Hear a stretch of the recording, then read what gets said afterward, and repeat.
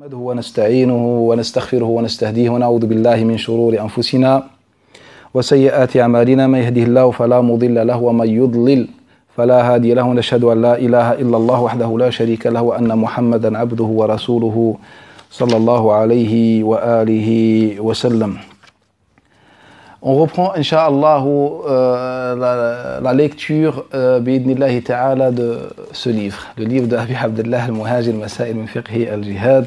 Et la dernière fois, on avait parlé de Jihad al-Fath. Et le frère avait dit qu'en islam, on doit commencer les non-musulmans par le jihad et que les non-musulmans, bien les gens, l'humanité, les humains sont en deux catégories, ou bien il a dit trois catégories. Bref, les musulmans ou bien ceux qui ont un pacte avec les musulmans et ceux qui n'ont pas de pacte avec les musulmans, donc on doit tuer et leurs biens sont halal. Donc on a répondu à cette question. On a parlé un peu des versets, on a parlé des hadiths de Nabi sallallahu alayhi wa sallam, on a parlé également de la sira de Nabi sallallahu alayhi wa sallam. Tout cela démontre le contraire et qu'en islam, que cette partition n'est pas conforme à l'islam. Et les exemples sont nombreux dans ce sens-là qui nous montrent qu'il n'y a pas cette partition en islam. Qu'en islam, il y a des gens qui sont, je disais, normaux, qui vivent avec les musulmans en harmonie. Et puis il y a des gens, l'exception, qui sèment le mal sur terre, qui attaquent tout le monde, donc on se défend. On se défend. Et c'est ce qu'on appelle al-jihad.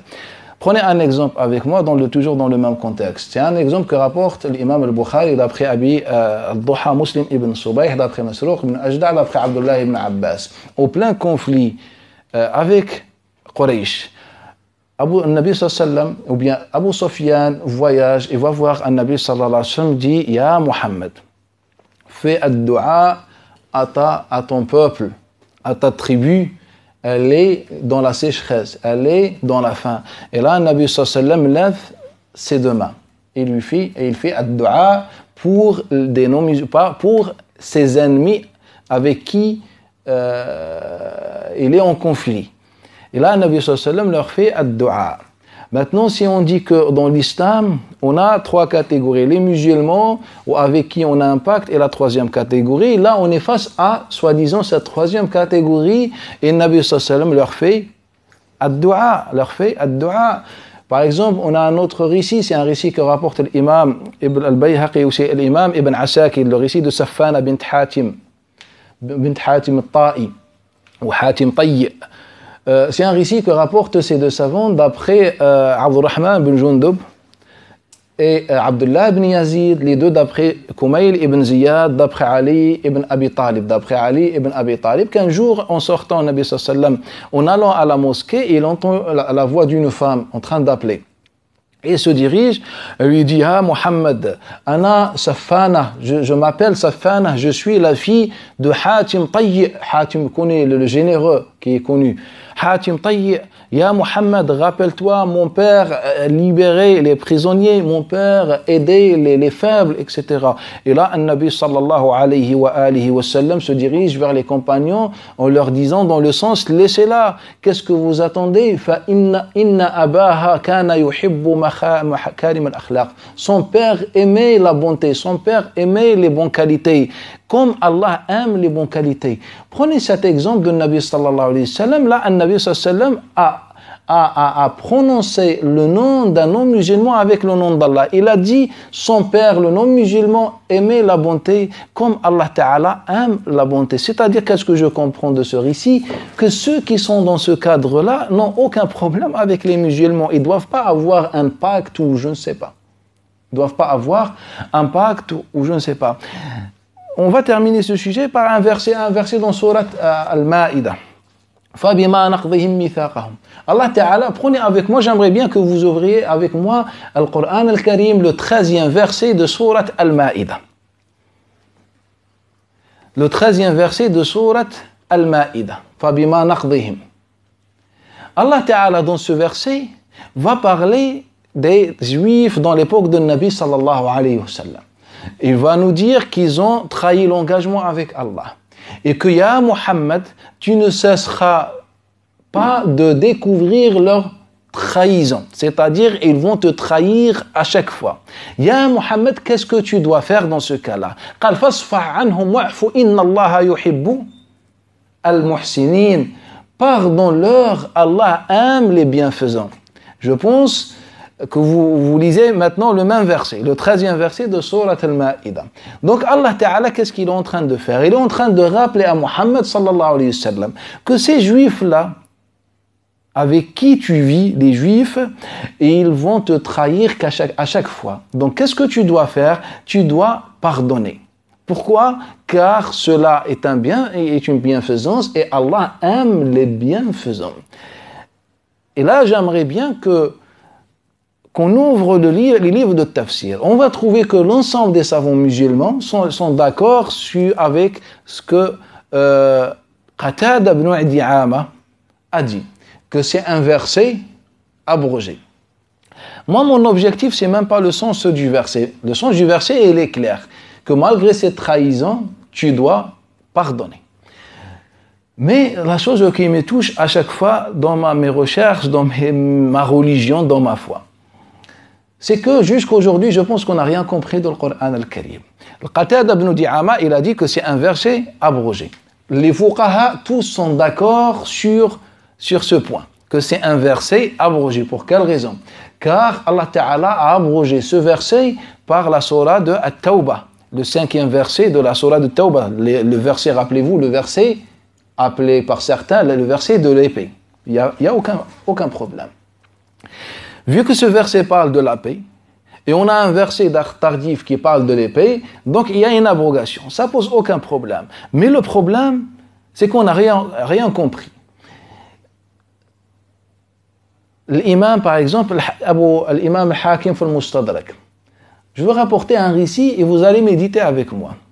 D'après Abi Zahiriya, d'après Jubayr ibn Nufayr, al-Shami, ou bien d'après Aïcha, ou bien il dit un jour, Aïcha radiallahu anha, la mère des croyants, l'épouse de Nabi sallallahu alayhi wa sallam, a dit, Ya Jubayr, as-tu lu la surah de Al-Ma'ida? Qala na'am, je l'ai bien lu. قالت إنها آخر سورة, c'est la dernière sourate qu'Allah Ta'ala a fait descendre. Suis ses commandements, donc ya Jubayr. يعني اتبع حلالها وحرم حرامها, elle lui a dit. Suis les commandements, le sens, suis les commandements de cette sourate. Donc Aïcha radiallahu ta'ala anha nous dit deux choses, que c'est la dernière sourate et que c'est la sourate à suivre, tu dois suivre les commandements de la sourate, ce qui signifie qu'il n'y a pas d'abrogation. Mais encore plus clair, on trouve une parole notoire entre le salaf al-salih, comme le Hassan al-Basri, comme Muhammad ibn Sirin, comme Amir ibn Shurahil al-Sha'bi, comme Muhammad ibn Ka'b al-Quradi, un fils des compagnons. Tous ces salafs nous disent qu'il n'y a pas d'abrogation dans la sourate. Je vais vous dire pourquoi je vous ai dit, on n'a pas compris jusqu'aujourd'hui le Coran al-Karim. Ils nous disent tous, il n'y a pas d'abrogation. Donc là, jusqu'à là, on est face à une divergence. Qatada affirme l'abrogation du verset, les autres infirment l'abrogation de ce verset, ou bien les versets de sourate Al-Ma'ida. Il n'y a aucun souci, une divergence. Après, on trouve que les savants de Tafsir, Ibn Abi Hatim, Ibn Abi Shayba et les autres nous rapportent d'après Israël, d'après Abi Ishaq Sabi'i, d'après Abi Maysara Shurahbil, qu'il a dit il n'y a pas d'abrogation dans ce verset, ou bien dans cette sourate. Là, on est toujours face à une divergence. Mais si, après, je réfléchis, et je trouve que tous les compagnons, ou bien beaucoup de compagnons, nous ont dit que cette sourate est bien la dernière sourate et qui a été descendue le jour du pèlerinage. Le jour du pèlerinage. Par exemple, l'imam Ahmed nous rapporte avec plusieurs chaînes, d'après Abi Abdurrahman al-Hubli, l'Égyptien, d'après Abdullah ibn Amr, avec le hadith de Aïcha, que rapporte Jubayr ibn Nufayr de Sham, avec le hadith de Ibn Abi Shayba et d'autres, d'après Ibrahim ibn Tahman, d'après Asim, d'après Amr, d'après son oncle. On a un autre hadith de Al-Hakim et Saïd ibn Mansour, d'après Abdullah ibn Abbas. Tous ces compagnons nous disent pratiquement la même phrase, que c'est une sourate qu'Allah Ta'ala a fait descendre sur un Nabi sallallahu alayhi wa sallam le jour du pèlerinage. Et que c'est la dernière sourate. La question qui se pose aujourd'hui, pourquoi Allah Ta'ala a fait descendre la sourate entière, complète, directement sur un Nabi sallallahu alayhi wa sallam? Mais vous allez me dire, mais on a étudié tafsir, et que les savants de tafsir, et c'est ça le problème fondamental chez nous, et que les savants de tafsir, tous sans exception, nous ont dit à chaque verset, ou bien nous ont parlé des causes de descente de chaque verset dans la sourate. Est-ce que vous voyez ce que je veux dire? C'est-à-dire à chaque, ou bien on n'a pas toutes les causes de descente, mais dans beaucoup de versets, les savants disent que c'est un verset est descendu à ce sujet-là. Et quand on suit la chronologie de ces causes, on trouve qu'il y en a des versets qui sont descendus la 4e, d'autres 6e, d'autres 7e année, d'autres 8e année, d'autres 9e année, etc. Après, on trouve que tous les compagnons et les salafs témoignent qu'Allah Ta'ala a fait descendre la sourate entière sur le Nabi sallallahu alayhi wa alihi wa sallam. Sur un Nabi sallallahu alayhi wa alihi wa sallam. Et c'est ça le problème. C'est que parfois juste dans la sourate, Allah Ta'ala a parlé de beaucoup de sujets. Donc on a fait le lien entre ces sujets et certains événements dans l'époque de Nabi sallallahu alayhi wa sallam. Et on a dit, et donc, cet événement était la cause de la descente de ce verset. Cet événement était la cause de la descente de ce verset. Est-ce que vous êtes toujours avec moi? Et ça, c'est faux. Allah Ta'ala, si Allah a fait descendre la sourate entière, c'est pour une raison, pour une philosophie, un secret dedans. Allah Ta'ala a voulu faire un bilan aux musulmans. Qu'après une dizaine d'années, à Mecca, d'événements, de conflits, de da'wah, d'apprentissage, d'enseignement, etc. Ben voilà le bilan final. Voilà le statut final. Voilà le guide final. Il a fait descendre la sourate entière en même temps sur un Nabi sallallahu alayhi wa sallam. Et c'est la dernière sourate qu'Allah Ta'ala a fait descendre.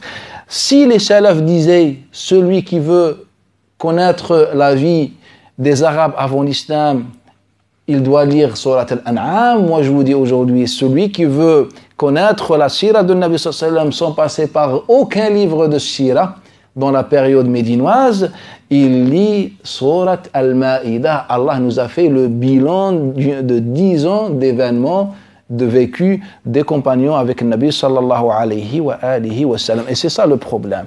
Donc, il vient... Qatada, il nous dit que le verset est abrogé et puis suivi par l'ensemble des fuqaha, l'ensemble des fuqaha. Et ça nous montre. Et après, on a des savants de tafsir qui nous disent, bah voilà, ça c'est la cause de la descente. Il n'y a pas de cause de descente. C'est une verset qui est d'une manière notoire. On nous rapporte que c'est une sourate qui est descendue une seule fois, en un seul jour. Donc il est impossible, sauf qu'on se débrouille, comme certains savants ont dit, en fait elle est descendue 2 fois. Le verset descend par rapport à l'événement ou la cause, et puis Allah Ta'ala a rassemblé la sourate. Mais c'est une parole qui ne se base sur absolument aucune preuve. Donc moi, si je veux lire le Coran et comprendre, je dois savoir que cette sourate est un bilan, est une analyse finale de la situation à Médine, Ça, c'est la première chose. La deuxième chose, j'aimerais bien qu'on devienne un peu logique. Ceux qui disent que la sourate de Tawbah abroge ce verset de l'Maïda, sachant que les compagnons nous disent que le Maïda c'est la dernière. Mais on va marcher dans leur sens. Combien de temps entre ce verset-là et la sourate de At-Tawbah? Ils vont nous dire que quelques mois. Et là, c'est-à-dire, Allah, il est en train de jouer, wal'iyadu billah. C'est ça. Moi, je comprends personnellement ça. Allah Ta'ala lui dit, ah Muhammad, pardonne-leur. Et quelques jours plus tard, l'épée. Et quelques jours plus tard, à quoi ça sert? C'est-à-dire, il n'a même pas donné le temps à Nabi sallallahu alayhi wa sallam pour qu'il puisse appliquer ce pardon, et puis on dit par la suite, il est abrogé, comme les savants de l'usul préfèrent dire. Il faut qu'il y ait un minimum un temps pour pouvoir appliquer le texte. C'est même pas logique. La deuxième chose, que si les compagnons nous disent qu'une sourate, c'est la dernière sourate, on ne dit pas que c'est la dernière pour marcher dans leur sens. L'une des dernières sourates entre nous. Donc on sait bien qu'il y a un décalage entre la cause et la descente du verset. Sur ça, il n'y a pas de divergence. C'est pour ça que certains savants se sont débrouillés, nous ont dit, elle est descendue 2 fois. C'est pas grave, 2 fois. De toute façon, il y a un décalage entre une descente et la cause. Maintenant, à quoi ça sert qu'aujourd'hui, les Juifs trahissent Nabi sallallahu alayhi wa sallam? On est d'accord? Et que Nabi sallallahu alayhi wa sallam les combat, les expulse, les juge, comme le cas de Bani Quraïda, le cas de Khaybar, le cas de Bani Nadir. Il fait tout ça, donc il n'y a pas de pardon. Et quelques années plus tard, le pardon descend, mais quelques jours plus tard sera abrogé. Là, wallahi, on est en train de dire, le Coran, c'est la parole d'un homme qui n'a rien à faire dans la vie. Il est en train de jouer. Car la cause de la descente aujourd'hui, ou bien les événements, on a les événements, la 3e, 4e, 5e, 6e année. Ce sont les événements entre le Nabi sallallahu alayhi wa sallam et les Juifs. En 4 années. Entre la 2e, on peut dire la fin de la 2e année jusqu'au début de la 7e année. Ce sont les différents conflits entre le Nabi sallallahu alayhi wa sallam et certains Juifs. Et donc pendant ce temps-là, le Nabi sallallahu alayhi wa sallam va les combattre, va se défendre, etc. Masha'Allah. Et quelques années plus tard, la révélation vient qu'à la fin dire « Ya Muhammad, pardonne-leur ».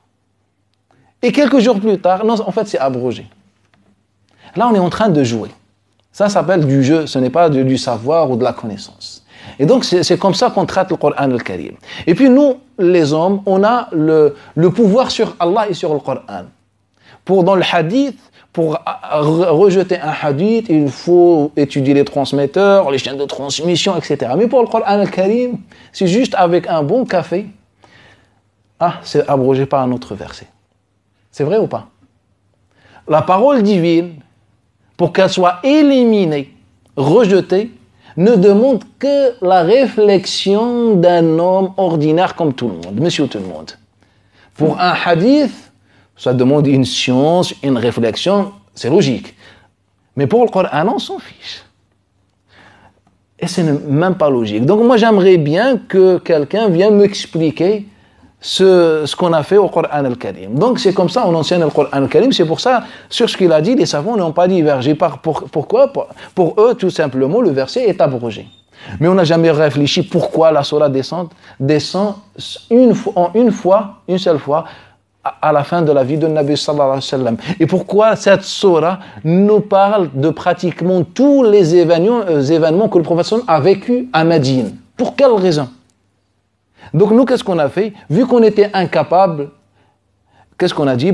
On a dit, en fait, on a pris chaque événement, on l'a considéré comme la cause de la descente du verset. On a dit, voilà, c'est une sourate qui est descendue par rapport aux événements. Et après, on leur dit, mais pourquoi elle est descendue une fois à la fin de la vie de Nabi sallallahu alayhi wa sallam? On dit, c'est possible que la sourate descende 2 fois. C'est comme ça qu'on a étudié le Coran al-Karim. On dit que le Coran nous fait sortir des ténèbres à la lumière. Il ne nous a rien fait sortir. Le Coran, comme on l'a compris, il ne nous a rien sorti, ni de la lumière, ni des ténèbres. Il a bien sorti les compagnons, mais pas nous aujourd'hui. Car il vient un homme, il nous dit, c'est abrogé, il a fait une erreur. C'est abrogé, toute la Ummah suit derrière. Alors que le Coran, quand je prends les détails, je me rends compte qu'il y a une sagesse, il y a une philosophie dans cette manière de descendre la sourate. Et après, quand je remarque, je vois le décalage entre la cause et la descente du verset. Et après, je vois que quelques jours plus tard, le verset est abrogé. Là, on est en train de jouer. Donc, c'est un verset clair dans lequel Allah Ta'ala dit « Même avec ceux qui t'ont fait les problèmes, ya Rasulallah, isfah, pardonne. » Tant qu'ils n'ont pas recommencé, c'est pas grave. Donc on n'a même pas de pacte et en plus on est dans le conflit, on est face à des ennemis qui ont déjà trahi un Nabi sallallahu alayhi wa sallam. Nabi dit il y a aucun problème. Et puis rappelez-vous le hadith célèbre dans les authentiques, lorsque Nabi trouve la femme morte dans la bataille, il leur a dit ce n'est pas ce que cette femme n'aurait pas combattu, c'est-à-dire pourquoi on tue. Donc on tue par rapport pour se défendre. Et vu que la femme ne peut pas combattre, donc le Nabi sallallahu alayhi wa sallam il leur a dit que c'est haram. Mais je vais ouvrir une parenthèse. Savez-vous comment les savants expliquaient ce hadith? Il y a une parole célèbre de Abu Bakr ibn al-Arabi, le cheikh malikite, dans son livre Ahkam al-Qur'an. Revenez à ce livre-là et vous allez trouver la bonne explication. Je vais vous résumer. Il nous dit pourquoi en islam on ne tue pas les femmes, les vieux et les enfants. Il nous dit on ne tue pas les femmes pour profiter de leur corps. Pour profiter. Et ça, ce n'est pas son avis à lui, pour vous préciser. Ce n'est pas son avis à lui, c'est l'avis de l'école shafi'ite et de Shafi'i, l'école malikite. Malikite n'a pas d'avis sur le sujet. Il nous dit, donc pourquoi on ne tue pas les femmes? Ce n'est pas par rapport au fait que les femmes ne combattent pas. Non, c'est pas pour garder leur corps. Pourquoi on gaspille cette richesse et ce désir? Donc on doit garder leur corps. Et pourquoi on ne tue pas les enfants? On a besoin des esclaves, des servants qui nous servent, etc. Et pourquoi on ne tue pas les prêtres? Il nous dit, les prêtres ont un discours pacifique. Donc, on peut les utiliser pour empêcher les gens de nous attaquer. Et c'est ça l'explication, et ce n'est pas son avis à lui uniquement. Si c'est un avis, c'est l'explication majoritaire. Et donc c'est ça la raison pour laquelle on ne tue pas des femmes et des enfants en islam, l'islam des hommes. Et là on passe à au deuxième sujet, sauf qu'à la fin, il y a une parole qui dit وَنَخْتِمْ هَذِهِ الْمَسْأَلَ الْهَامَّةَ بِمَا جَاءَ فِي قِصَّةِ صُلْحِ الْحُدَيْبِيَّةِ. Il dit, on va clôturer ce sujet, le sujet de cette partition des musulmans, des non-musulmans, etc., par un récit. Et il est, machallah, il est intelligent, le frère. Il dit, c'est un récit, il dit 3, rapporté par Ahmed al-Bayhaqi, Tabari dans l'histoire, dans Tarikh, etc., dans Fath al-Bari, avec une chaîne de transmission hasana. L'histoire de Sulh al-Hudaybiyah, le pacte de l'Hudaybiyah, nous rapporte l'histoire de Abu Jandal, comment on a imposé au prophète sallallahu alayhi wa sallam les conditions injustes et qu'il a accepté. Parmi ces conditions, c'est de refuser les compagnons qui quittent Mecca pour venir, etc. L'histoire célèbre. Et parmi ces exemples dans le hadith célèbre, c'est Abu Jandal. Et que Abu Jandal, il a été menotté au final, car il a quitté Mecca après la signature des conditions. Donc, Nabi sallallahu alayhi wa sallam doit tenir sa promesse. Donc ce que le prophète doit faire, va lui dire, Allah Ta'ala va te faire une porte, bi'idnillahi Ta'ala, tu dois revenir. Donc ils l'ont menotté. Alors Omar ibn Khattab dit, je marchais avec lui, et là il dit, فَوَتَبَ إِلَيْهِ Omar ibn Khattab ma'a Abi Jandal فَجَعَلَ يَمْشِي إِلَى جَنْبِهِ. Et Omar donc il commence à marcher à côté de Abu Jandal pendant qu'il était menotté. وَهُوَ يَقُولْ إِصْبِرْ أَبَا جَنْدَلْ فَإِنَّمَا هُمُ الْمُشْرِكِينَ. Il dit patiente, fais preuve de patience, ce sont des associateurs, toi tu es musulman. وَإِنَّمَا دَمُهُمْ دَمُ كَلْبٍ. Et leur sang c'est comme le sang d'un chien. Et il avançait l'épée en espérant que Abu Jandal se rende compte pour prendre l'épée et les tuer. Et leur sang, et lui, pourquoi il a dit ça? Il dit, ta'ammal, il dit, médite-toi, regarde, lis bien. Innama damu ahadihim damu kalb. Il dit, regarde bien, médite-toi ce qu'il dit. Il dit, le sang des mouchriquins, c'est comme le sang du chien, impur. C'est-à-dire, tu débarrasses la terre de cette impureté. Bien sûr, là, il va gonfler le statut de Omar. C'est le Farouq, celui qui distingue entre le faux et le vrai, le Farouq, Al-Muhaddad, qui inspiré par Allah Ta'ala, dans les versets, les causes de descente d'histoire connues, Al-Mulham, Bimar'a wa Masma' min Rasulullah, devant le prophète sallallahu alayhi wa sallam. Et le prophète entendaient ce que Omar ibn Khattab dit, que leur sang, c'est comme le sang du chien.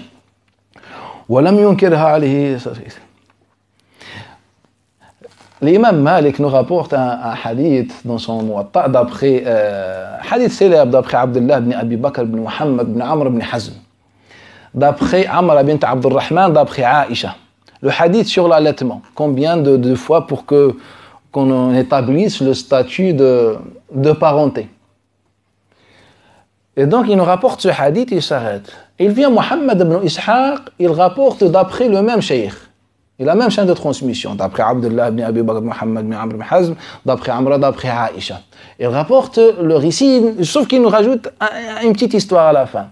Et que Aïcha dit, et j'avais le manuscrit dans lequel se trouvait le verset de l'allaitement. Fadakhala dajin, une bête ou une poule est entrée. Il était caché sous mon lit. Je l'avais mis, le manuscrit, le Coran, une sourate, un verset, je l'avais caché sous mon lit. Et un daj, une poule, est rentrée chez moi et elle a mangé, on a perdu le verset. C'est-à-dire, Allah, qui nous a promis de préserver et de protéger le Coran al-Karim, était incapable de le préserver d'une poule. Maintenant, j'aimerais bien que si le frère il est vivant, qu'il vienne, ou qu'il n'est pas vivant, peut-être Allah Ta'ala va le faire écouter, de nous dire, et ce n'est pas que sa parole à lui, il ne fait que transmettre. Nous dire, est-ce qu'il va accepter qu'une poule a mangé le Coran al-Karim. Une poule mange le Coran al-Karim. Là, on est dans un dessin animé. On n'est pas dans le din, c'est bon, on a perdu la raison, etc. Muhammad ibn Ishaq, si quelqu'un dans l'histoire a fait du mal à l'islam, c'est Muhammad ibn Ishaq. Je ne rentre pas dans les détails, on va étudier son cas dans la science du hadith, dans le programme de cette année en détail. Et si Malik, si Hisham ibn Urwa, si Al-A'mash, si Mu'tamir ibn Sulaiman, si Yahya ibn Sa'id al-Ansari, si Abdurrahman ibn Yahya ibn Sa'id al-Qattan, astaghfirullah, et les autres, on dit qu'il était menteur, ce n'est pas pour rien du tout. Et ça, on va le voir pourquoi ou comment est les causes derrière cet homme. Bref, et puis chez les savants musulmans, il est Hassan, car parfois il fait tadlis, et quand il affirme qu'il a bien entendu le hadith, il est Hassan, etc. Sans qu'on rentre dans le détail, ni rien du tout. Bref. Donc c'est faux. Et ce hadith est rapporté d'une manière notoire d'après Zuhri. Yunus ibn Ubayd l'a rapporté, Yunus ibn Yazid l'a rapporté, Ma'mar l'a rapporté, Sofyan l'a rapporté et les autres sont nombreux. Tous les élèves de Zuhri ont rapporté le même récit avec les mêmes détails, etc. Et personne n'a abordé l'histoire de Omar ibn Khattab ni cette formule. Et il vient Muhammad ibn Ishaq parmi des dizaines de transmetteurs nous rapporte ce rajout et après on dit il est Hassan. Bref, et donc on va passer à Mas'ala al-Thalitha qui concerne la da'wa. Que la da'wa est obligatoire.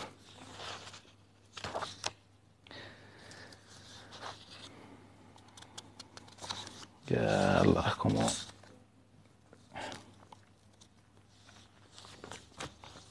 Naam, ahkam da'wat al-muharabin. Donc, comment on fait le da'wa? Le troisième sujet de son livre, c'est comment on fait le da'wa. Donc, il dit que le da'wa, il n'y a pas de divergence, que l'islam, avant tout, appelle les gens à la ilaha illallah, il n'y a aucun problème.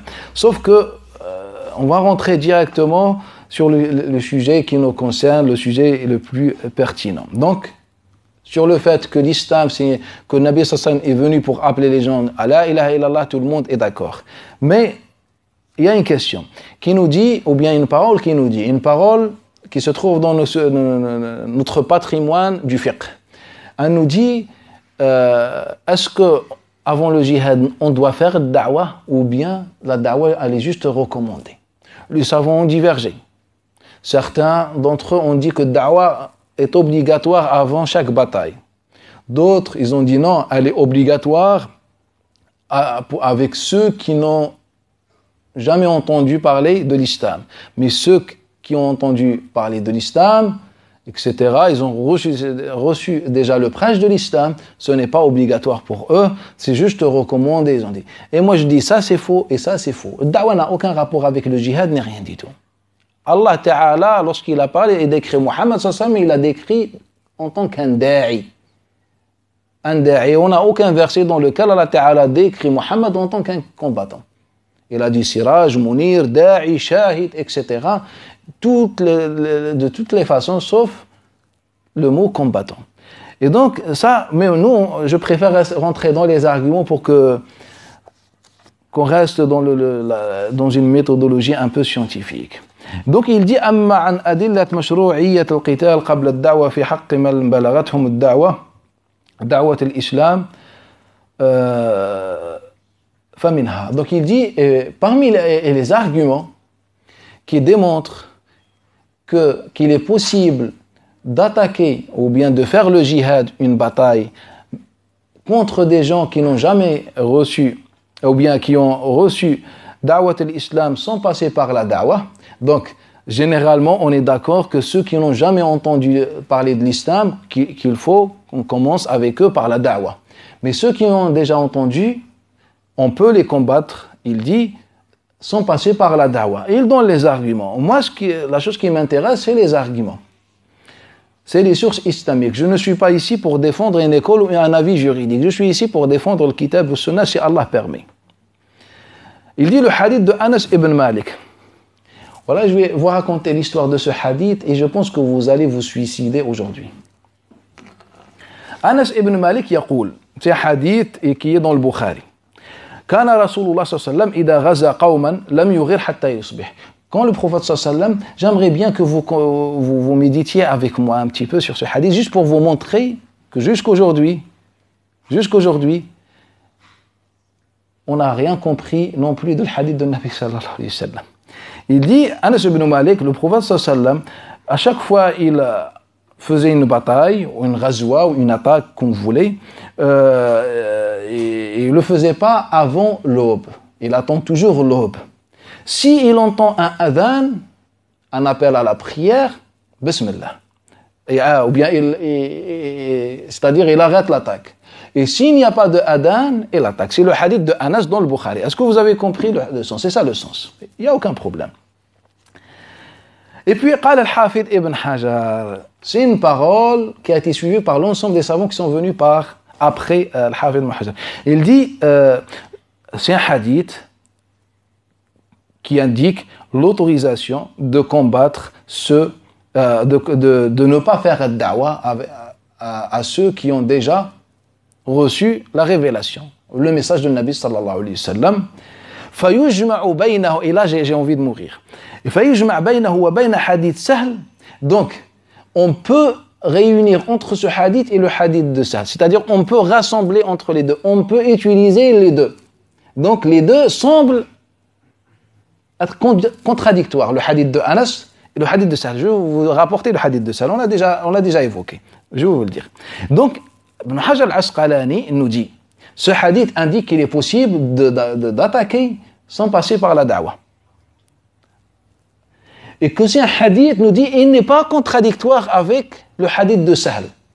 Le hadith de Sahl, c'est quoi? C'est le hadith de Bukhari, on l'a déjà évoqué, d'après Abi Hazm ibn Dinar, d'après Sahl ibn Sa'd al-Sa'idi, lorsque le Nabi sallam a envoyé Ali ibn Abi Talib, il cherchait Ali ibn Abi Talib, il avait mal aux yeux, il avait le ramad, il avait mal aux yeux, il a dit, tiens, à la bannière, Allah Ta'ala va ouvrir pour toi les portes, et commence les gens par la da'wah, et si Allah Ta'ala guide quelqu'un par ton intermédiaire ou ta cause. Vous connaissez ce hadith.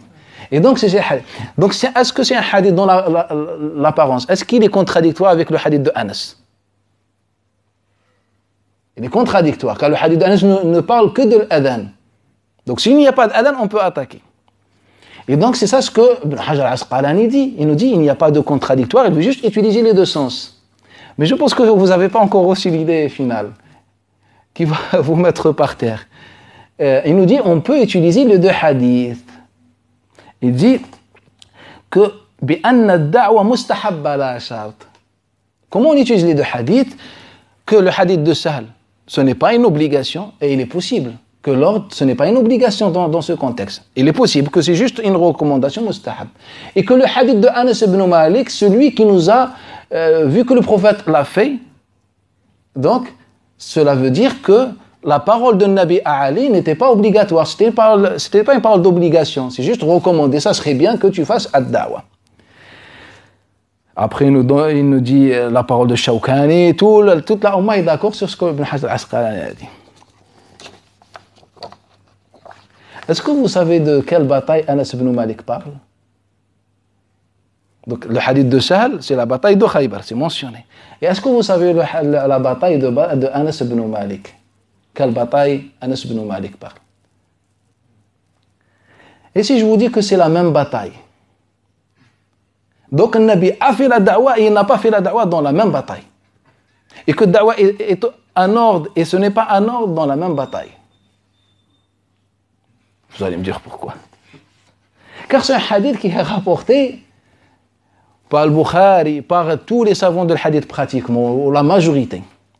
D'après Thabit al-Bunnani, d'après Abdul Aziz ibn Suhaib, d'après Humayd al-Tawil. Tous rapportent d'après Anas ibn Malik. Sauf que le frère, comme le reste des livres du fiqh, n'ont pris que la version de Abdul Wahhab al-Thaqafi, d'après Humayd al-Tawil, d'après Anas ibn Malik, qui nous rapporte juste le résumé, ce petit détail.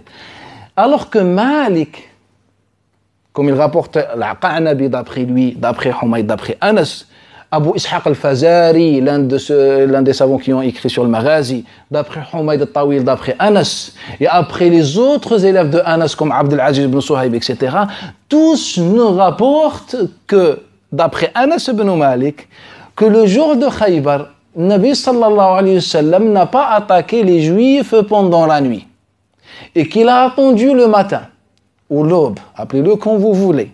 Et puis les Juifs l'ont vu, ils ont dit Muhammad est arrivé. Et puis ils ont fui leur champ, etc. Et ils se sont abrités dans leur citadelle, tour, etc. Et là, Nabi va demander à Ali, va dire la parole à Ali. Vous êtes d'accord avec moi? Et maintenant, j'aimerais bien savoir pourquoi les savants musulmans nous ont dit qu'il n'y a pas de contradiction entre un hadith et un hadith. C'est-à-dire qu'ils ne sont même pas conscients qu'on parle de la même bataille. Si Anas parlait de Badr et le hadith de Sahl parle de Khaybar, on dit il n'y a pas, on peut dire que c'était pas, le prophète ne cherchait pas l'obligation, juste un conseil à Ali ibn Abi Talib sur l'importance de la da'wa. Mais là, on parle de la même bataille. Il dit, le Nabi dit à Ali, ya Ali, va faire da'wa. Et il dit, et Anas ibn Malik il nous dit non, le Nabi sallallahu alayhi wa sallam il dit lan yughir hatta yusbih, que le Nabi sallallahu alayhi wa sallam dans cette bataille, que le Nabi sallallahu alayhi wa sallam de cette bataille n'a pas attaqué les Juifs pendant la nuit. Pourquoi? Pour entendre s'il y a Adam ou pas et que le matin les a attaqués. Donc j'aimerais bien savoir, ya Muhammad, qu'est-ce que tu as fait? Est-ce que tu as dit à Muhammad sallallahu alayhi wa sallam, à Ali, va faire da'wa, ou bien tu as attendu al-adhan? Et par Allah, le prophète n'a jamais attendu l'adhan. Et c'est juste la compréhension de Anas ibn Malik. Et le pire, c'est que les savants ne sont pas conscients qu'on parle de la même bataille. Donc si on n'est pas conscient, comment tu viens me dire que tu es en train d'enseigner le fiqh?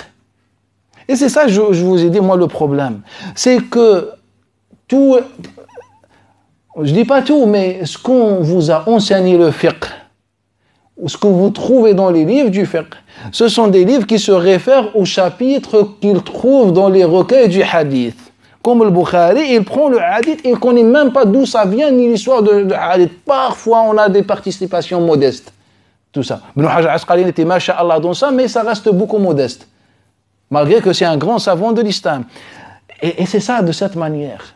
Donc moi, le simple musulman, aujourd'hui en 2016, comment je vais comprendre mon prophète Mohammed sallallahu alayhi wa sallam? Comment je vais comprendre sa parole? Je ne connais rien de ce hadith. C'est un hadith découpé. Et la formule n'est même pas celle de Nabi sallallahu alayhi wa sallam, c'est celle de Anas. Il nous parle de l'Adhan, on parle de Khaybar, il n'y a pas de musulmans à Khaybar, ya Anas. Il n'y a pas de musulmans à Khaybar. Donc quel est le rapport entre l'Adhan et Nabi sallallahu alayhi wa sallam? Pourquoi Nabi, est-ce que Nabi attendait l'Adhan? Khaybar, ce sont des gens que le prophète connaît. Ce sont les Juifs. Toutes les fitnas venaient de Khaybar, etc. On va tout mentionner, peut-être s'il parle de ces arguments, des textes concernant Khaybar. Et donc, un Nabi ne savait pas s'il y a des musulmans à Khaybar. Il faut arrêter. Donc ce n'est pas une histoire de adhan. Et c'est pour ça, Malik rapporte le même hadith d'après Ja'far al-Sadiq, d'après Mohammed al-Baqir, d'après Jabir ibn Abdullah, et nous dit que ce n'est pas par rapport à l'adhan. C'est pas par rapport à l'adhan. Et si on prend les autres hadiths nous expliquent d'une manière claire et réfutable que c'était par rapport aux femmes et aux enfants pour qu'on ne mélange pas, pour qu'on ne tue pas les femmes et les enfants dans l'attaque. Car si on attaque pendant la nuit, on voit personne, on risque de toucher les autres. C'est ça les explications dans les autres hadiths, on va les aborder bi'idnillahi ta'ala en détail. Et donc on vient aujourd'hui et on vous dit, en fait, même il n'y a pas de contradiction entre les deux hadiths. Le premier hadith montre l'autorisation et le deuxième hadith montre la sunnah de faire la da'wah. C'est la même histoire, la même bataille.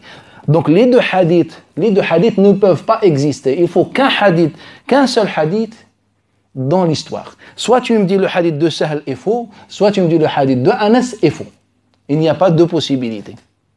Il n'y a ni l'histoire de l'adhan, ni l'histoire, je ne sais pas, que le Nabi à chaque fois, il voulait, car il dit Kana Rasulullah ida Gaza, et en français revenir à l'authentique, on utilise l'imparfait, qu'à chaque fois, c'est-à-dire le Nabi attaqué, etc. Donc, on vous a fait imaginer des choses qui n'ont jamais existé. Subhanallah, Anas nous parle de Ghazwat Khaybar.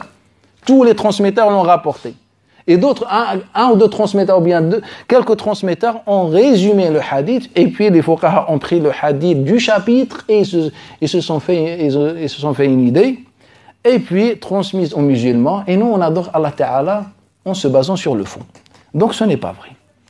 Donc ce n'était pas par rapport à Adhan, ni par rapport à la da'wah, ni rien du tout. Le jour de Khaybar, un Nabi sallallahu alayhi wa sallam a envoyé Ali ibn Abi Talib, et c'est un hadith qui est notoire, rapporté par beaucoup de compagnons, on a déjà évoqué ce hadith-là. Et puis, le commentaire de hadith de Anas ibn Malik n'est pas exact. Le prophète n'a pas... Je vous donne un exemple. Lorsque je trouve dans l'authentique, d'après Abdelaziz ibn Suhaib, d'après Thabit al-Bunani, d'après Humayd al-Tawil, dans le Bukhari et Muslim, tous d'après Anas ibn Malik, que le Nabi sallallahu alayhi wa sallam faisait le rapport avec ses 9 femmes dans la nuit. Donc, chez les savants musulmans, c'est une preuve de la prophétie de Nabi sallallahu alayhi wa sallam. C'est un miracle. Car un homme ordinaire ne peut pas faire ça. Donc cet homme que vous pensez, que vous considérez pieux, qui veille la nuit, ce n'est pas vrai. Le Nabi sallallahu alayhi wa sallam était un homme de femme, selon ce hadith. Mais moi, j'aimerais bien savoir, toucher à la source de problème. Est-ce que Anas était avec le Nabi sallallahu alayhi wa sallam, avec ses femmes? Hein? Est-ce que le Nabi ou un homme, lorsqu'il veut faire une relation avec sa femme, invite l'humanité? Ou bien prévient tout le monde? Ya Bilal fil adhan. Allahu Akbar, le Nabi va faire un rapport. Mais craignez Allah, subhanallah. Et donc Anas ibn Malik vient me dire que le Nabi faisait un rapport. Mais Anas, où tu as vu le Nabi sallallahu alayhi wa sallam? Est-ce que tu l'as suivi? Si tu l'as suivi, là on est dans une situation grave. Si quelqu'un suit espionne le Nabi sallallahu alayhi wa sallam. Et il est impossible qu'il le fait. Il a Jibril. Aïcha a espionné le Nabi une seule fois dans sa vie. Une seule fois dans sa vie. Le hadith, il est dans le Bukhari et Muslim, je crois, on l'a abordé. Le hadith de Malik d'après Alqama ibn Abi Alqama d'après sa mère. Bref, le hadith, on l'a déjà abordé. Il lui a dit, soit tu me dis, soit Allah me dit. Il dit à Aïcha, oui, quand je t'ai vu, Aïcha lui dit, à Rasulullah, c'est de la jalousie, je t'ai vu sortir, je t'ai suivi, etc. Donc, par rapport à son épouse, il reçoit Jibril avec l'information. Donc, Anas ibn Malik ne peut pas espionner le Nabi sallallahu alayhi wa sallam comme ça et ça passe inaperçu. Et Anas ibn Malik n'aurait pas fait ça, il était un homme pieux. Et donc, on est en train d'attribuer au prophète sallallahu alayhi wa sallam quelque chose en se basant sur un témoignage non fiable. C'est pour ça que je vous dis, on est loin de la logique. Et donc, après, on parle de la même bataille et que les savants ont considéré dans ce sujet de hadith et ils ont fait l'effort pour réunir et pour pouvoir utiliser les deux hadiths. Et ils n'étaient même pas conscients qu'on parle de la même bataille. Que soit l'un, soit l'autre, il faut. Il n'y a pas à utiliser les deux hadiths. Donc ça, c'est un problème qui nous touche aujourd'hui. Après, le deuxième argument pour montrer comme quoi on peut faire attaquer sans passer par da'wa ou je ne sais pas, il va nous parler de l'histoire de l'assassinat de Abi Rafi al-Yahoudi. Et puis, troisième argument, l'assassinat de Ka'b ibn al-Ashraf, Quatrième argument, le hadith de Sa'd ibn Jathama sur les femmes et les enfants. Et puis cinquième, c'est un récit mursal.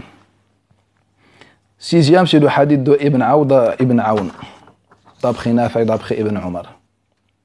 Donc il va nous parler parmi les arguments, il va nous dire que le Nabi sallallahu alayhi wa sallam a assassiné Abu Rafi', Ka'b ibn al-Ashraf, sans prévenir personne. Donc ça nous montre que da'wah n'est pas obligatoire. Qu'on peut attaquer les gens. Donc là, concentrez-vous. Là, il se base sur l'idée qu'il y a 3 catégories. Les musulmans avec qui on a un pacte et les autres. Donc pour les autres, c'est halal. Donc lui, il se base. Donc on a montré que la première idée, la base, est fausse. Et maintenant la deuxième idée. Donc, mais si on imagine, si on marche dans son sens à lui, on suppose qu'elle est bonne. Est-ce qu'on peut faire le jihad, soi-disant le jihad, sans passer par la da'wah? Donc il est dans ça. Et nous, on a dit le contraire, que cette base n'existe pas. Et puis, la deuxième, elle est encore pire. Donc, est-ce que le Nabi, sallallahu alayhi wa sallam, a assassiné Ka'b ibn al-Ashraf ou Abu Rafi' al-Yahoudi, ou je ne sais pas. Et donc, il va nous dire, par exemple, il parle de Ka'b ibn al-Ashraf, il dit وأخرج الإمام البخاري رحمه الله عن جابر عن النبي قال من لي كعب بن الأشرف, que le prophète il a dit, d'après Jabir ibn Abdullah, qui tue Ka'b ibn al-Ashraf, Muhammad ibn Muslima a dit أتحب أن أقتله يا رسول الله, يا رسول الله, veux-tu que je le tue, dans le sens قال نعم, il a dit نعم, قال فأذن لي فأقول, قال قد فعلت. Un résumé. Et là, mais malheureusement, le frère, est-ce que c'est peut-être c'est à cause de son ignorance ou bien son intention? Allahu a'lam, on ne parle pas des intentions. L'imam al-Bukhari rapporte ce hadith comme les autres hadiths à chaque fois dans plusieurs chapitres, plusieurs endroits. Et l'endroit où il rapporte le hadith de la manière la plus courte, c'est dans cet endroit. Car dans tous les autres endroits, il le rapporte avec une phrase en plus ou bien le récit complet. Et dans un seul endroit, il le rapporte très court pour une raison juridique. L'imam Bukhari, il t'a rapporté le hadith, mais bref, c'est connu chez l'imam al-Bukhari. C'est une façon chez les muhaddithines. Et donc le frère, il a pris juste le résumé. Car dans tous les autres endroits dans lesquels le Bukhari rapporte le hadith, il dit فَإِنَّهُ آذَى اللَّهَ وَرَسُولَهُ.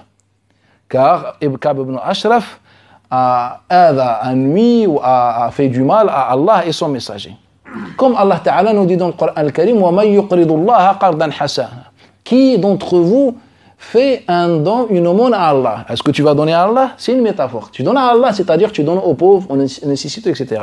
Donc il a fait le mal, pas à Allah. C'est-à-dire aux alliés d'Allah, aux musulmans, aux musulmanes, etc.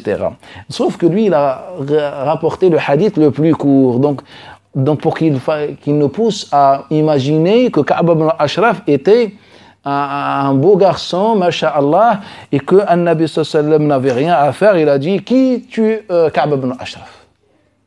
Mais s'il était sincère ou connaisseur, il devait au moins rajouter ce que tous les savants de l'islam ont rapporté. Le seul endroit au monde dans lequel on ne rapporte pas cette parole, ou bien cette expression qui a nui à Allah et son messager, c'est dans ce chapitre de l'imam al-Bukhari. Mais bref, ce n'est pas important. La question, est-ce que le Nabi a tué Ka'b ibn al-Ashraf et quelle est l'histoire de Ka'b ibn al-Ashraf? Jabir ibn Abdullah, Ka'b ibn Malik, Abu Abs ibn Jabr, Abdullah ibn Abbas et Urwa, les 6 nous rapportent l'histoire complète de Ka'b ibn al-Ashraf. Moi, si je veux savoir quelle est l'histoire de Ka'b ibn al-Ashraf, il faut que je revienne sur les détails. Et bien, chaque compagnon va participer avec ce qu'il connaissait sur cette histoire. Jabir ibn Abdullah connaissait l'histoire comment on a assassiné Ka'b ibn al-Ashraf. Donc, il nous a rapporté que le prophète sallallahu alayhi wa sallam, c'est un hadith qui se trouve dans le Bukhari, d'après Sufyan ibn Uyayna, d'après Amr ibn Dinar, d'après Amr ibn Dinar, d'après Jabir ibn Abdullah al-Ansari, que Nabi sallallahu alayhi wa sallam, il dit qui tue Ka'b ibn al-Ashraf car il a nuit à Allah et son messager, c'est-à-dire aux musulmans, il a fait du mal, quelque chose. Et donc, Muhammad ibn Muslim a dit comme moi, et puis Jabir nous rapporte l'histoire de l'assassinat, comment il a tué, comment il a fait l'expédition, tout ça. Le deuxième, c'est Abu Abs ibn Jabr. C'est un hadith que rapporte l'imam al-Hakim fi al-Mustadrak avec une chaîne authentique, d'après Abd-al-Majid ibn Abi Abs, d'après son père, d'après son grand-père, Abi Abs ibn Jabr, qui était l'un un membre de cette expédition. Il nous raconte que Ka'b ibn al-Ashraf était un juif poète et qu'il est sorti et dans la tribu de Ghatafan pour les inciter à attaquer An-Nabi sallallahu alayhi wa sallam. Mettez de côté l'histoire de Ghatafan et l'incitation de Ghatafan à attaquer An-Nabi sallallahu alayhi wa sallam. Mettez ça de côté, on va y revenir. Troisième compagnon, c'est Abdullah ibn Abbas.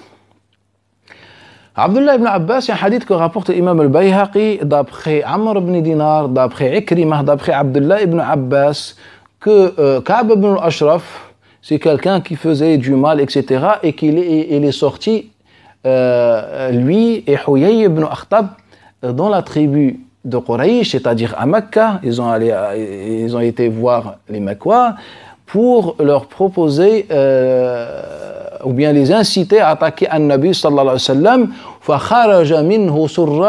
فخرج معه سراق بنو غفار.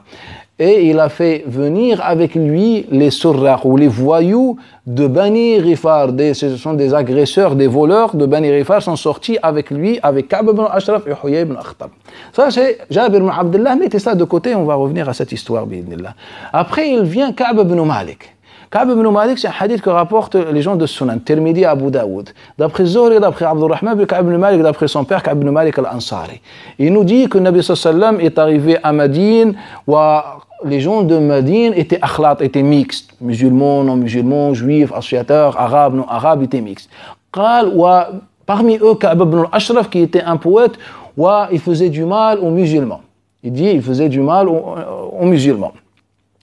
فأراد النبي صلى الله عليه وسلم ولم يكن يريد النبي, le prophète ne voulait que la réconciliation avec les non-musulmans. Et puis le Nabi sallallahu alayhi wa sallam a demandé à Ka'b ibn al-Ashraf de cesser ses problèmes. Cela encore a rajouté à Ka'b ibn al-Ashraf. C'est là où il s'est gonflé et il a encore dépassé les limites. Ça, c'est Ka'b ibn Malik. Après, on va prendre le manuscrit le plus authentique de Sira de Nabi sallallahu alayhi wa sallam. C'est celui de Uthman ibn Salih al-Sahmi, d'après Abdullah ibn Lahiya, d'après Abil Aswad Yatim, Urwa, d'après Urwa ibn Zubayr. Il n'y a pas plus authentique en islam que ça, concernant Sira de Nabi sallallahu alayhi wa sallam. Ce n'est même pas question de transmetteur fiable ou pas fiable, ou bien la science du hadith classique. Il n'y a pas plus authentique que ça. Bref, ça, on va le voir bi'idhnillah dans le programme.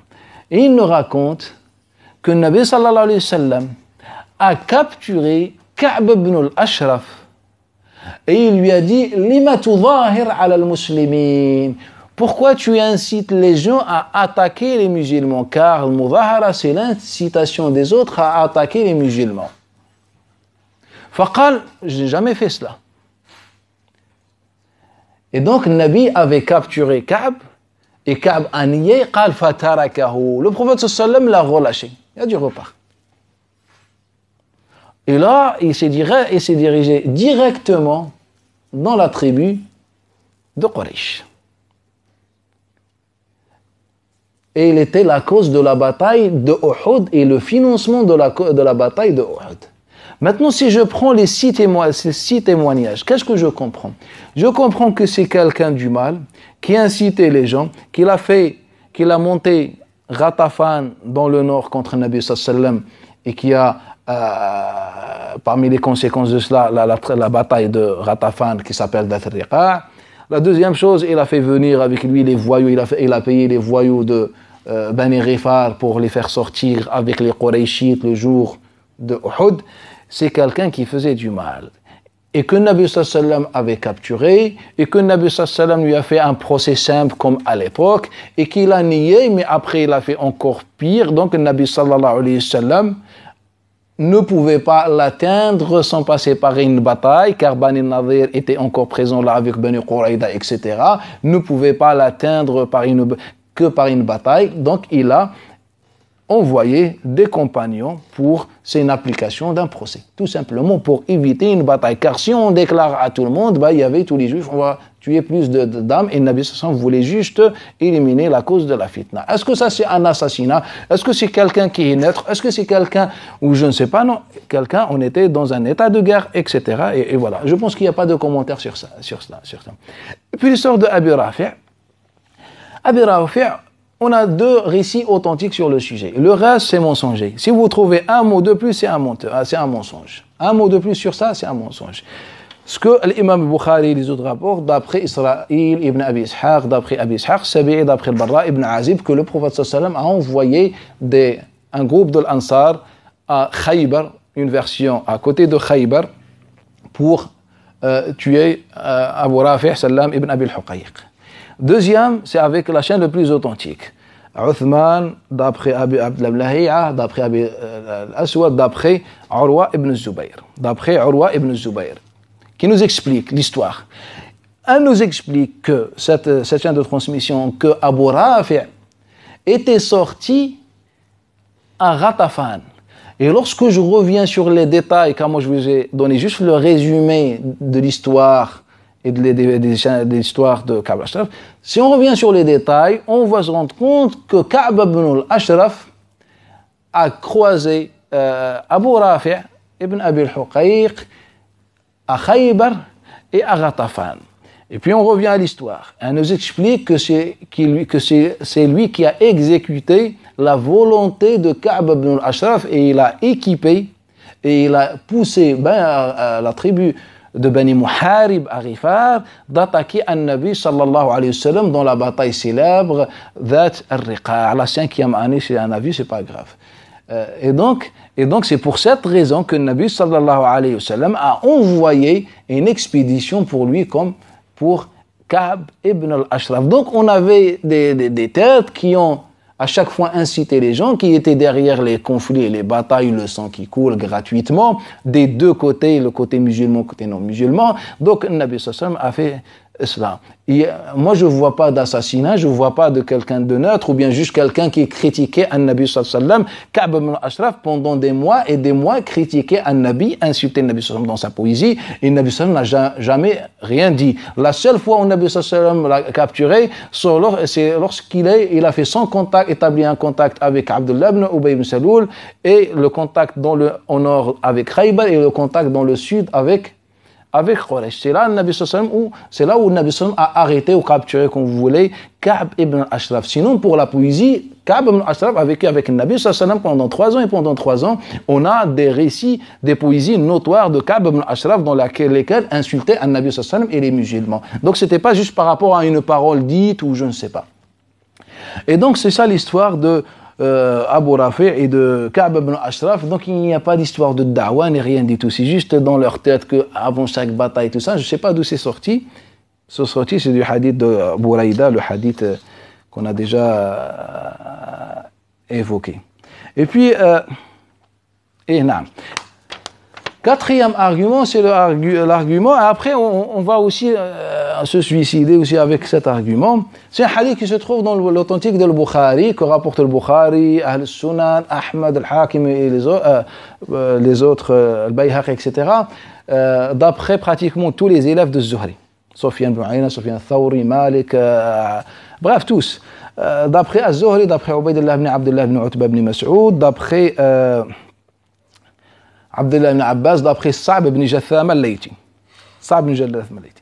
سئل رسول الله صلى الله عليه وسلم عن ذراري من المشركين.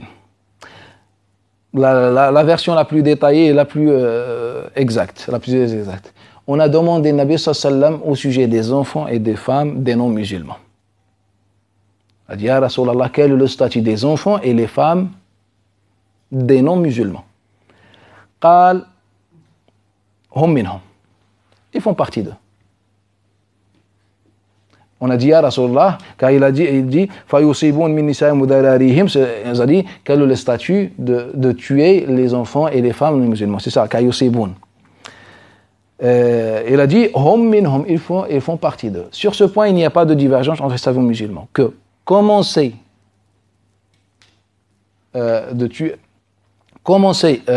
une attaque contre une femme ou un enfant non musulman est interdit. Mais les tuer, en ciblant des hommes non musulmans, qu'ils soient civils ou peu importe, c'est autorisé. Sur ça, il y a une légère divergence, la majorité absolue. Que par exemple, je peux attaquer un non musulman et que cet homme il a sa femme ou ses enfants avec lui. Et donc, avec par exemple une arme, je peux l'attaquer. Moi, je vise lui. Même si je sais que je vais toucher les autres, c'est autorisé. Ou bien de faire une bombe, même si je sais qu'il y a des hommes et des enfants, des enfants astaghfirullah, et des femmes. Ça, c'est la vie majoritaire. La vie majoritaire. C'est-à-dire, on parle d'un homme, c'est pas d'une religion d'un messager, c'est un homme comme tout le monde, il a une nafs, etc. Ah, tu m'as frappé, tu vas voir, je vais tuer tout le monde. C'est ça l'islam, l'islam des hommes. Et donc, on a posé la question au prophète sallallahu alayhi wa sallam, il a dit c'est autorisé. Mais la question qui se pose aujourd'hui, si je viens vous dire, dans votre religion, ou bien le Nabi sallallahu alayhi wa sallam nous a dit ça, est-ce que vous suivez un Nabi ou pas? Moi, c'est ça, la chose qui me dérange, c'est que les chouyours aujourd'hui disent que l'islam, c'est l'islam de la paix. Et ça, c'est un mensonge. L'islam qui est rapporté, ce n'est pas l'islam de la paix. C'est l'islam de l'épée. Tous ceux qui vous disent que l'islam, c'est l'islam de la paix, ils vous mentent. Pour quelle raison? Pour le bon salaire à la fin du mois, pour leur notoriété, pour la belle vie ici en France, ou bien sous leur gouvernement dans les pays arabes ou musulmans. C'est ça. Car s'il est malikite, il doit être d'accord. S'il est salafiste, il doit être d'accord. S'il est shafi'i, il doit être d'accord. S'il est hanafi, il doit être d'accord. S'il est hanbali, il doit être d'accord. S'il est zahiri, il doit être d'accord. S'il est chiite, il doit être d'accord. S'il est ibadi, ce que vous voulez, il doit être d'accord. Il n'y a pas de divergence sur ce point. Point final. Et donc après, il vient vers vous dans le discours, l'islam c'est la paix, aimer, on sort à la messe, on prie Allah, je ne sais pas si il prie, mais bref, à la messe, masha'Allah, la paix, les beaux discours. Ce sont heureusement que les non-musulmans, par exemple ici en France, que les autorités ne sont pas conscientes, sont ignorants et ne connaissent pas votre dîne. Pas le dîne de Mohammed sallallahu alayhi wa sallam. Votre dîne, heureusement. Sinon, tous, on serait renvoyés au bled. C'est une vérité. Mais face à lui, il y a des bombes. Je vais faire un discours assez la paix, etc. Et le lendemain, j'ai un cours de fiqh maliki ou shafi'i ou shalafi ou peu importe. Écoutez, les kofars sont maudits, il faut les tuer, etc. Et le jihad est obligatoire une fois par an. Mais on peut tuer les femmes et les enfants, mais juste tu mets l'intention que tu veux tuer un homme et tu tout le monde. C'est juste l'intention qui change, etc. C'est ça. Après, tu viens me dire que Daesh sont mauvais. Daesh ne sont pas mauvais. Par Allah, Daesh, s'ils sont mauvais, c'est dans leurs actes et positions. Mais dans leur cœur, je ne parle pas de certains, mais de la masse, des gens comme nous qui sont derrière. Eux sont des gens peut-être plus sincères que nous. Mais s'il y a dans cette chaîne quelqu'un qui n'est pas sincère, ce sont nos chouyours, nos prédicateurs, qui vous disent l'islam de la paix. Les autres, ils savent, ils assument. Ils prennent les armes. Et les autres, ils savent, mais ils n'assument pas. Ils vous disent non, l'islam de la paix. Ce problème. Maintenant, si quelqu'un vient... Le hadith, c'est authentique, c'est l'une des chaînes les plus authentiques en islam. Donc, comment tu viens me dire? On a deux discours. Le premier discours, c'est le discours majoritaire. Ah non, c'est pas, tu n'as pas encore ce niveau-là, la prochaine fois, je te donne la réponse. Quand tu vas voir un cheikh, tu lui poses la question, ah non, c'est pas encore ton niveau, bismillah, d'abord les ablutions, la prière, etc.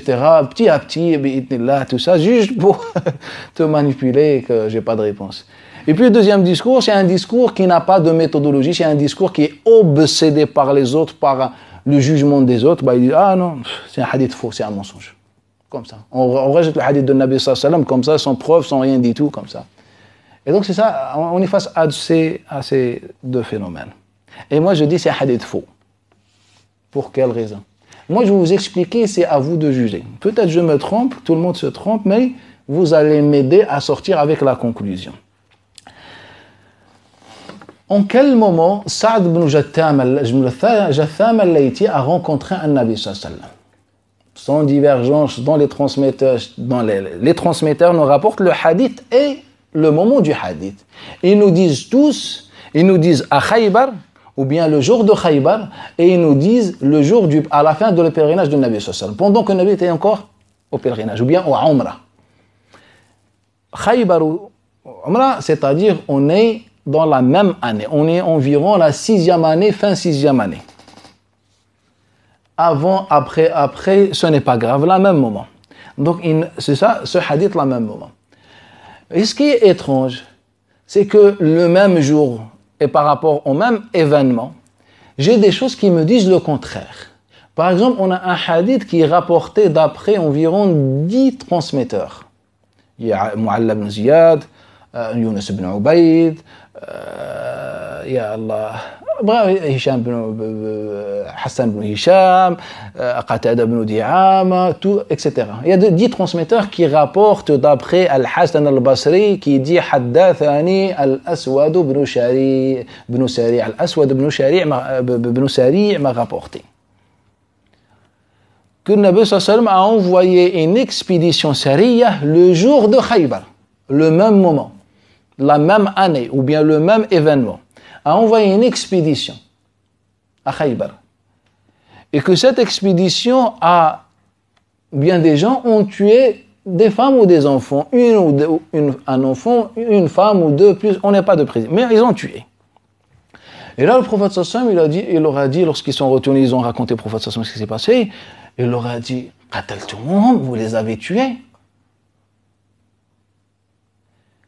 Qalu ya Rasulallah, hum minhum, la même formule que celle de ce hadith. Ils font partie d'eux. Et là, le Nabi sallallahu alayhi wa sallam leur dit, wa hal antum illa abna al-mushrikin. Et vous êtes les enfants de al-mushrikin. Il dit aux compagnons. Omar, le père de Omar, est un musulman. Le père d'un tel ou tout, 90% des compagnons sont musulmans. Il leur dit, lorsque ses compagnons disent, Ya Rasulallah, hum minhum, ils font partie d'eux. Mais vous faites partie de vos parents. Est-ce que vous êtes kuffar? Je vous tue maintenant. Et donc, moi, j'aimerais bien savoir. Si un Nabi sallallahu alayhi wa sallam, quelques jours plus tôt, leur a dit, tuez-les, ils font partie d'eux. Et aujourd'hui, il dit, qu'on lui dit la même formule, la même chose, il nous dit, mais vous-même, vous êtes les enfants de al-mushrikin. Donc, il y a un problème quelque part. Normalement, les compagnons devaient dire, Ya Rasulallah, mais arrête, Ya Rasulallah, t'as oublié ce que tu nous as dit il y a quelques jours, Ya Rasulallah. Rappelle-toi, Ya Rasulallah, tu nous as dit que c'est halal. Ah, on fait partie d'eux. Moi, j'arrive pas à comprendre. On suppose que c'était après, que le jour de Khaybar, il leur a dit, c'est pas grave, bismillah. Et que quelques jours, car elle ne nous explique pas, c'est une expédition, le moment de Khaybar. Nabi sallallahu alayhi wa sallam va leur dire, mais vous faites partie d'eux, quelques jours plus tard. On suppose que c'était plus tard, comme ça pour répondre à toutes les possibilités. Et là, Nabi sallallahu alayhi wa sallam va nous dire d'une manière ou autre que c'est haram de les tuer, que le fait qu'ils ont une relation, un lien de parenté avec les mouchriquines, ce n'est pas une cause, un motif, ou une cause valable pour les tuer. Et donc, si le Nabi sallallahu alayhi wa sallam ne prend pas en considération cette cause, donc il ne doit pas la prendre à chaque expédition, chaque bataille, alors que ce n'est pas le cas quelques jours plus tôt. Et la deuxième chose, ce n'est pas une religion. Aujourd'hui c'est halal, 2 jours plus tard c'est haram. J'aimerais bien comprendre. Et après, dans la même année, le même événement, c'est un hadith que rapportent les gens de Sunan. D'après Zuhri, d'après Abdurrahman ibn Ka'b ibn Malik, d'après son oncle. Que le Nabi sallallahu alayhi wa sallam, c'est le hadith de Abi Rafi'. Le jour de Abi Rafi', et qui était à Khaybar ou proche à Khaybar, et c'était quelques mois plus tôt, le Nabi sallallahu alayhi wa sallam, il dit وَلَا تَقْتُلُوا النِّسَاءَ وَالْأَطْفَالِ. Parmi les conseils de Nabi sallallahu alayhi wa sallam, ne tuez pas les enfants et les femmes. Donc moi j'aimerais bien savoir, est-ce qu'il y a Rasulallah, on tue ou on ne tue pas? C'est le même événement, la même situation. Donc, dans une bataille, Nabi sallallahu alayhi wa sallam est en train de nous dire, tuez-les, ne pas tuer, etc. Et je pense que j'avais déjà abordé cette question avec plus de détails, je pense. Mais maintenant, moi, j'aimerais bien savoir quelle est la version la plus authentique. Est-ce que c'est celle de Jabir ibn Jathama ou bien celle des autres compagnons qui nous disent le contraire, ou bien celle qui nous dit on ne peut pas les tuer par rapport à ce motif, il n'est pas valable. Donc moi, j'aimerais bien savoir, est-ce que le prophète les a tués, a conseillé de tuer, a autorisé ou non? Donc on a 2 versions authentiques authentiques selon les relations du hadith qui sont contradictoires dans le même événement, la même période. Donc ce n'est pas une religion, moi je pense. Ce n'est pas une religion. Là, on est en train de jouer, en train de manipuler les textes, etc. Et c'est pour ça que je dis, je vous invite à revenir à l'intervention sur ce sujet, que ce n'est pas vrai. Le Nabi n'a jamais prononcé cette parole. Hum minhum, ça n'existe pas en islam. Mais si vous me dites que ça se trouve dans le Bukhari ou je ne sais pas, ça c'est votre problème. Le Bukhari a rapporté des hadiths selon ses conditions, il nous a donné les chaînes de transmission et la science ne s'arrête pas là. Et si je trouve des hadiths qui nous disent le contraire dans tout ça, c'est à vous de juger. Bref, c'est juste un aperçu sur ce sujet. Et on s'arrête ici. Subhanallah, hamdik, nashhadu an la ilaha illa anta, astaghfiruka.